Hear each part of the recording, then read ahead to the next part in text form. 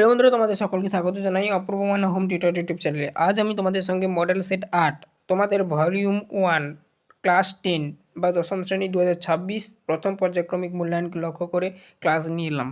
এখানে তোমাদের সমস্ত প্রশ্ন তার উত্তরের সমাধান করে দেবো। চ্যানেলে নতুন থাকলে সাবস্ক্রাইব করো, বেল আইকন অপশনে সেভ রাখো। এর আগে 7টা সেটের ক্লাস যারা না দেখেছো, প্লাস পর্ষদের যে প্রশ্নপত্র, সেই পর্ষদ প্রশ্নপত্রটাও দেখে নিও। ক্লাস প্লেলিস্টের মধ্যে পাবে। আর একটা কথা বলে দিই, প্লেলিস্ট লিঙ্ক এগুলো ডেসক্রিপশানে তো দেওয়া রয়েছে।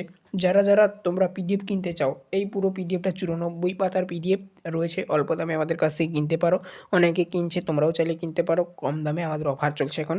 হোয়াটসঅ্যাপে যোগাযোগ করো, হোয়াটসঅ্যাপ নাম্বার এই ভিডিও ডেসক্রিপশানে দেওয়া রয়েছে। এছাড়াও তোমাদের দশম শ্রেণীর সমস্ত সাবজেক্টের রাইমার্টিনের এরকম পিডিএফ পাবে আমাদের কাছ থেকে। প্রথম পর্যায়ক্রমিক মূল্যায়নকে লক্ষ্য করে অবশ্যই চাইলে নিতে পারো কম দামে। এখানে দেখো সঠিক উত্তর সমূহ বলা রয়েছে। প্রশ্ন এখানে দেখো সিরিয়াল নম্বর দিয়ে দিয়েছি। প্রশ্ন ঘরে প্রশ্ন দিয়ে দিয়েছি। সঠিক উত্তর যেটা হবে দিয়ে দিয়েছি ঘরে, দেখে নাও। একের প্রশ্ন, কোন পত্রিকায় তপনের লেখক গল্প ছাপানো হয়েছিল? উত্তরটা করবে অপশান ক সন্ধ্যাতারা। 1-2 প্রশ্ন, আমাদের ডান পাশে, উত্তর করবে অপশান ক গিরিখাত। তারপর দেখো এটা তোমাদের এই যে গিরিখাত, এই বানান মানে এই যে গিরিখাত শুধু খাত বলা রয়েছে তোমাদের বইতে, আর কি এটাই বলতে চাইছি। 1-3 দেখো শ্রীপন্থের আসল নাম, উত্তর করবে নিখিল সরকার। তারপর দেখো 1-4 প্রশ্ন, মন্দিরে বাজছিল পুজোর ঘণ্টা, নিম্নরেখ পদটি কোন কারকের উদাহরণ? উত্তর করবে অধিকরণ কারকের উদাহরণ। 2 দেখো কমে সিকিউরিটি শব্দ উত্তর দাও। 2 প্রশ্ন দেখো, যেন নেশায় পেয়েছে, কোন নেশার কথা বলা হয়েছে? উত্তর আশাপূর্ণা দেবীর গান চক্ষু গল্পে তপনের গল্প লেখা নেশার কথা এখানে বলা হয়েছে। 2 প্রশ্ন, অসুখী একজন কবিতাটি কে বাংলায় তর্জমা করেছেন? উত্তর করবে পাবলো নেরুদার লেখা অসুখী একজন কবিতাটি নবারুণ ভট্টাচার্য বাংলায় তর্জমা করেছেন। 2-3 প্রশ্ন, ছড়ানো রয়েছে কাছে দূরে, কি ছড়ানো রয়েছে? উত্তর করবে কবি শঙ্খ ঘোষের আয়া আরো বেঁধে বেঁধে থাকি কবিতায় শিশুদের মৃতদেহ কাছে দূরে ছড়ানো রয়েছে বলে জানানো হয়েছে। 2-4 প্রশ্ন দেখো, কলম তাদের কাছে আজ অস্পৃশ্যা, কাদের কাছে অস্পৃশ্যা? ঠিক আছে, তো এখানে উত্তর করবে যে শ্রীপন্থের হারিয়ে যাওয়া কালি কলম প্রবন্ধ অনুযায়ী এই যারা পকেটমার অর্থাৎ পকেটমারের কাছে আজ কলম অস্পৃশ্যা। তির্যক বিভক্তি কাকে বলে? উত্তর করবে যে বিভক্তি চিহ্ন একাধিক কারকে ব্যবহৃত হয় তাকে তির্যক বিভক্তি বলে, যেমন এ বিভক্তি। 2-6 প্রশ্ন দেখো, নিরপেক্ষ কর্তার উদাহরণ দাও। উত্তর বাক্যে সমাপিকা ও অসমাপিকা ক্রিয়ার কর্তা পৃথক হলেও অসমাপিকা ক্রিয়া কর্তাকে নিরপেক্ষ কর্তা বলে, যেমন সূর্য উঠলে পদ্ম ফোটে, এখানে সূর্য নিরপেক্ষ কর্তা। এরপরে দেখো নেক্সট পড়া রয়েছে, দেখো কম বেশি 60 শব্দে উত্তর দাও। দেখো এখানে বলেছে 3-1 প্রশ্ন, কথাটা শুনে তপনের চোখ মার্বেল হয়ে গেল, কোন কথা শুনে এবং কেন তপনের চোখ মার্বেল হয়ে গেল? উত্তর করবে তপনের ছোট মাসির বিয়ে হয়েছে একজন লেখক তথা নতুন মেসো সাথে। তপন জানত লেখকেরা আকাশ থেকে পড়া কোনো জীব নয়, কিন্তু তার নতুন মেসো যে একজন জলজান্ত লেখক, সে কথা শুনেই তপনের চোখ মার্বেল হয়ে গিয়েছিল, কারণ তার ধারণা ছিল লেখকরা সাধারণ মানুষের মতন হয় না। 2 প্রশ্ন দেখো, ছায়াবৃতা কাকে কেন ছায়াবৃতা বলা হয়েছে? উত্তর রবীন্দ্রনাথ ঠাকুরের আফ্রিকা কবিতার আফ্রিকা মহাদেশকে ছায়াবৃতা বলা হয়েছে। ঘন অরণ্যে ঢাকা থাকার কারণে সেখানে সূর্যের আলো ঠিক মতন পৌঁছতে পারে না বা পারতো না, এবং সর্বদা ছায়ার আবরণে ঢাকা থাকতো বলেই আফ্রিকাকে এই বিশেষণে ভূষিত করা হয়েছে।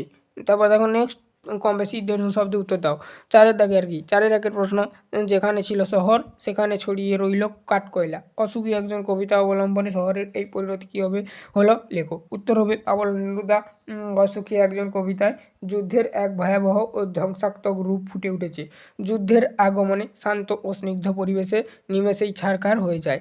আগ্নেয় পাহাড়ের মতন রক্তক্ষয়ী যুদ্ধের কবলে পড়ে সমতলের সমস্ত শান্ত হলুদ দেবতারা মন্দির থেকে উল্টে পড়া টুকরো টুকরো হয়ে গেছে, মানে যেখানে যুদ্ধটা হয়েছে সেখানে সমস্ত পরিবেশটা চেঞ্জ হয়ে গেছে। মন্দির ছিল আর মন্দির নেই, সেটা ধ্বংসস্তূপে পরিণত হয়েছে। মন্দিরের মধ্যে যে সমস্ত পাথরের মূর্তিগুলো ছিল সেগুলো আর নেই, সেগুলো ভেঙে টুকরো টুকরো হয়েছে, এটাই বলা রয়েছে কি পড়ার মধ্যে। যুদ্ধের সর্বগ্রাসী আগুন শহরের সমস্ত ঘরবাড়ি ও স্মৃতিস্তম্ভ ধ্বংস করে দিয়েছে বা দেয়। যে শহরে বাগান ছিল, ঘাস ছিল, গোলাপি গাছ ছিল, সব পুড়ে ছাই হয়ে গিয়েছে যুদ্ধের আগুনে আর কি। শহরের সেই সাজানো রূপ হারিয়ে গিয়ে সেখানে শুধু পড়ে থাকে যুদ্ধের বীভৎস স্মৃতি হিসাবে পোড়া কাঠকয়লা ও দুমড়ানো লোহা। 4-2 প্রশ্ন দেখো, তপন যেন কোথায় হারিয়ে যায় এসব কথার মধ্যে কোন সব কথার মধ্যে তপন কেন হারিয়ে যায় উত্তর দাও। আশাপূর্ণা দেবীর গান চকু গল্পে তপনের লেখা গল্পটি মেসোমশাই সন্ধ্যাতারা পত্রিকায় ছাপিয়ে দেন, কিন্তু বাড়িতে সেই গল্পটি যখন পড়ে শোনানো হচ্ছিল তখন তপন বুঝতে পারে যে তার লেখাটি মেসোমশাইয়ের আগাগোড়া সংশোধন করে নিজের ভাষায় লিখেছেন। বাড়ির লোক তপনের কৃতিত্বের চেয়ে মেসোমশাই মাহাত্ম্যের কথাই বেশি আলোচনা করেছিল। সবাই বলেছিল মেসোমশাই না থাকলে তপনের লেখা কোনোদিন ছাপার মুখ দেখতো না। নিজের সৃষ্টির প্রতি এই অবহেলা এবং মেসোমশাইয়ের প্রশংসার ভিড়ে তপন নিজের লেখক সত্তাকে খুঁজে পায় না, তাই সে এই সব বাহ্যিক আলোচনার মধ্যে হারিয়ে যায়। কম বেশি 150 শব্দ উত্তর দাও। 5-1 প্রশ্ন দেখো, ফাউন্টেন পেন বাংলায় কী নামে পরিচিত? নামটি কার দেওয়া বলে উল্লেখ করা হয়েছে? ফাউন্টেন পেনের জন্ম ইতিহাস লেখো। ফাউন্টেন পেন বাংলায় ঝর্ণা কলম নামে পরিচিত। প্রথম প্রশ্নের উত্তর, নামটি রবীন্দ্রনাথ ঠাকুরের দেওয়া ঠিক আছে প্রবন্ধে উল্লেখ করা হয়েছে। দ্বিতীয় প্রশ্নের উত্তর, জন্ম ইতিহাস। তৃতীয় প্রশ্নের উত্তরটা দেখে নাও। ফাউন্টেন পেনের আবিষ্কর্তা হলেন লুইস এডসন ওয়াটারম্যান।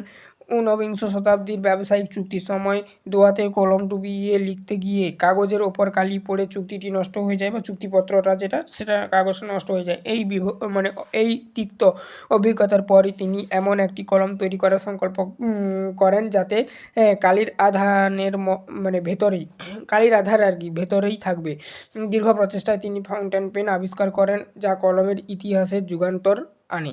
5-2 প্রশ্ন দেখো, বলা রয়েছে 80 বছর আগে কোন বিখ্যাত লেখক ফাউন্টেন পেন কিনতে গিয়ে বিপদে পড়েছিলেন? সেই বিপদের বর্ণনা দাও। শ্রীপন্থের হারিয়ে যাওয়া কালি কলম প্রবন্ধ অনুযায়ী আজ থেকে 80 বছর আগে ফাউন্টেন পেন কিনতে গিয়ে বিপদে পড়েছিল বিখ্যাত সাহিত্যিক শৈলজানন্দ মুখোপাধ্যায়।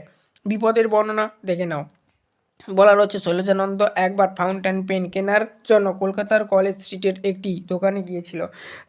সেখানে দোকানদার তাকে একের পর এক কলম দেখিয়েছিলেন। কলমগুলোর নিব ছিল সোনার এবং মুখ ছিল হীরের বসানো।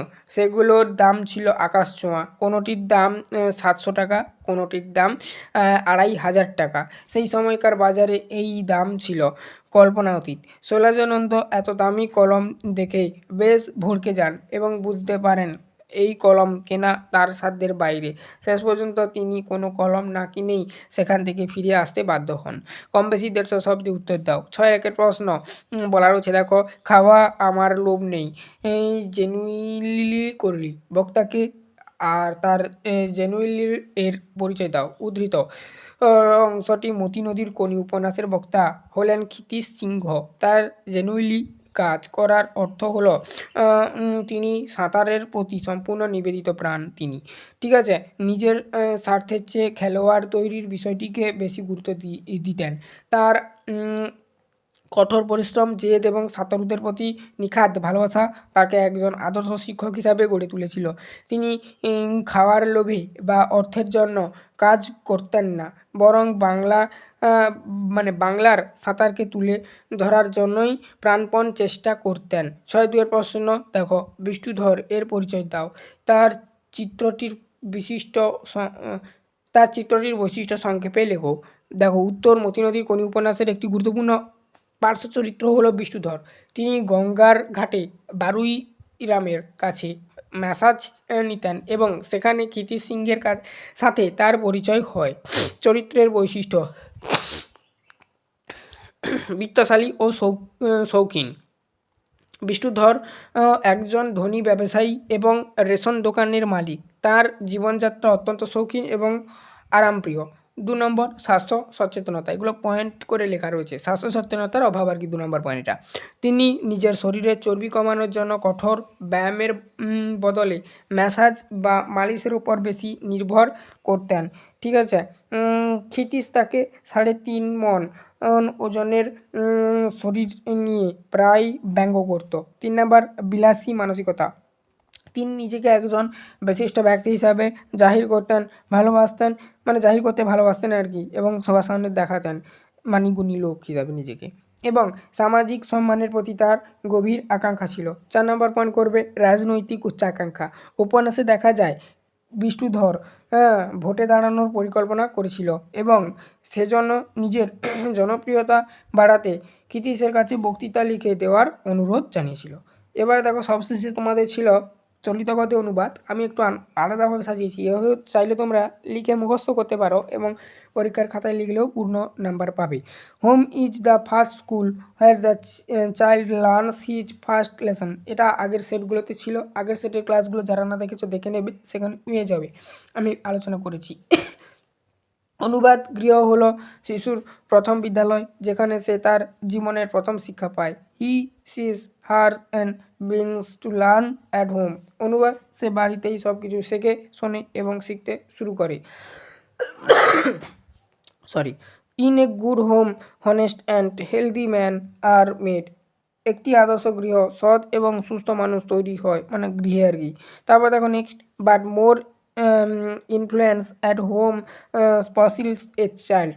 কিন্তু বাড়িতে অতিরিক্ত প্রভাব একটি শিশুকে নষ্ট করে দেয়। আরেকবার বলছি, কিন্তু বাড়িতে অতিরিক্ত প্রভাব একটি শিশুকে নষ্ট করে দিতে পারে। এই ছিল টোটাল তোমাদের মধ্যে সেট 8-এর সমস্ত প্রশ্ন ও তার উত্তরের সমাধান ফ্রিতে করে দিলাম। যারা যারা নোটস নিচ্ছে না তাদেরকে বললাম কিছু মনে করো না, আর যারা যারা নোটস নিয়ে পড়াশোনা করছে তো অবশ্যই ভালো। তোমরাও যদি নোটস নিতে চাও অল্প দামে আমাদের কাছ থেকে নিতে পারো, নতুবা আমরা ফ্রিতে এইরকমই তোমাদের সঙ্গে শেয়ার করবো সমস্ত ক্লাসগুলো।